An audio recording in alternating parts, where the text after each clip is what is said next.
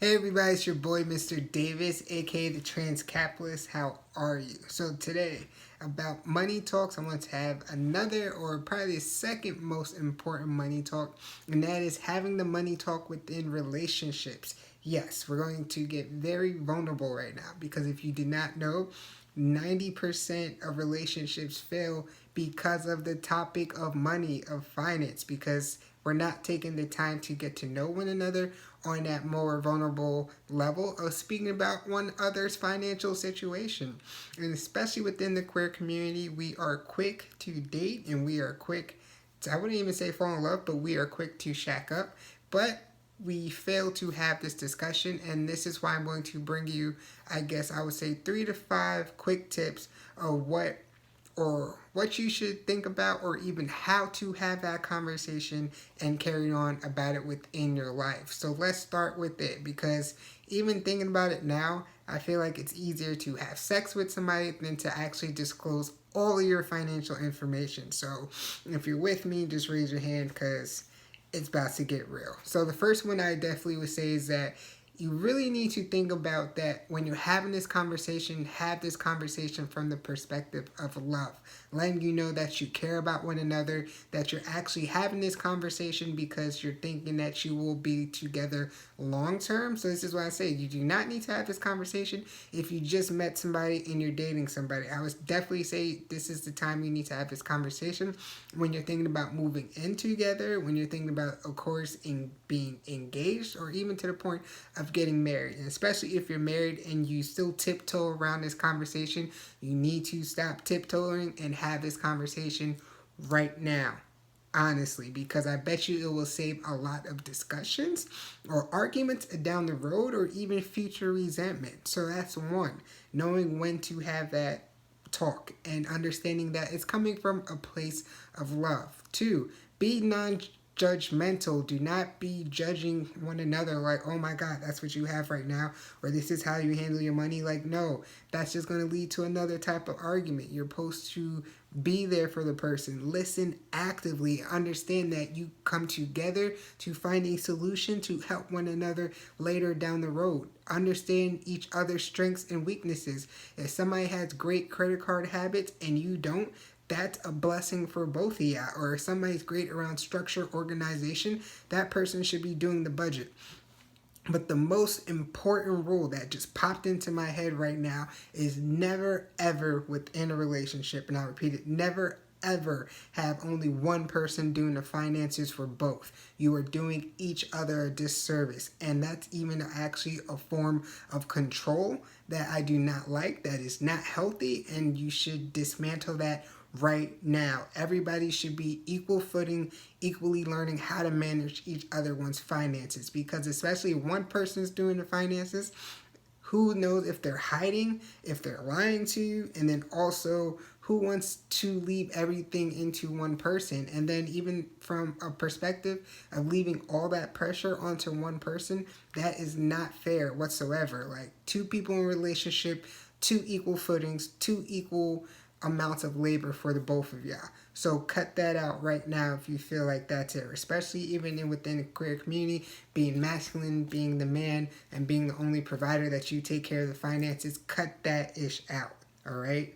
It should be equal. I'll repeat that. Everybody or both should be having equal contributions. That means sitting down together, going over the weekly budget or even the monthly budget of this is what we have, this is where we are, or setting goals of this is where we would like to go.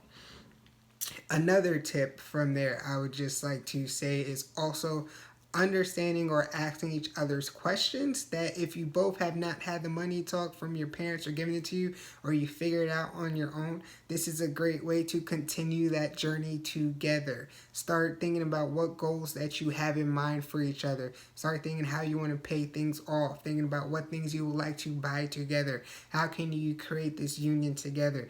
Those are the things that you really start needing to talk about, because I bet you if you ask each other questions, or I even done it in my line of work, of like, what do you think is the best way to pay this off?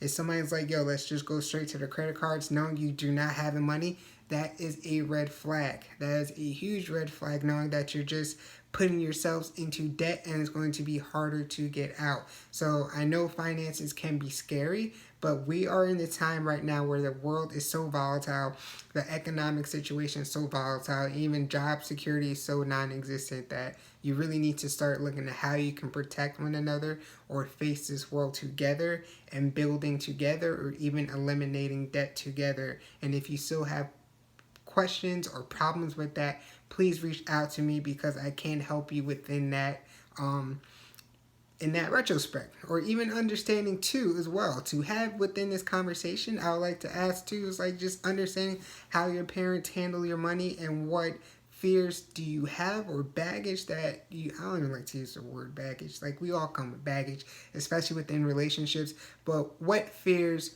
are you bringing into the relationship because you've seen your parents, or even being in other relationships, of how they handled money, and what you do not want to see within your relationship within itself, because these are major keys, major standpoints, things and perspectives that you need to start thinking about, and especially understanding. I'll repeat it lastly again, that remember, you're in the same boat together. You are working together. You can get out of the same situation together. Each person pull their weight.